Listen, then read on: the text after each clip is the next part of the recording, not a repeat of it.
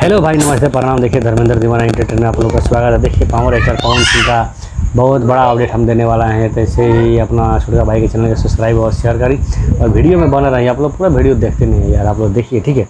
देखिए, power actor Pawan Singh का जो है मकैया में जो गाना आया था पावर एक्टर पवन सिंह का, वो जो मकैया गाना है पावर एक्टर पवन सिंह का मकैया 2 गाना आने वाला है, ठीक है। हम इसमें पोस्टर दिखा रहे हैं, देखिए आप लोग।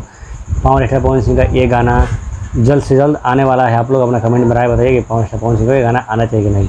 देखिए, पावर स्टार का जो गाना था सड़िया गाना है, पावर स्टार पवन सिंह का 15 मिलियन पार कर चुका है, ठीक है। आप लोग का दुलार प्यार से ऐसे भी अपना दुलार प्यार दीजिए और पावर स्टार पवन सिंह का ये गाना को 20 मिलियन 30 मिलियन कीजिए, ठीक है। आप लोग ऐसे दुलार प्यार अपना बना कर रखें और पावर स्टार पवन सिंह का जो मकैया में गाना है पावर स्टार पवन सिंह का ये 2 बहुत जल्द आप लोग को देखने को मिल जाएगा, ठीक है। आप लोग अभी से दुलार प्यार बनाइए, अपना छोटा सब्सक्राइब करिए।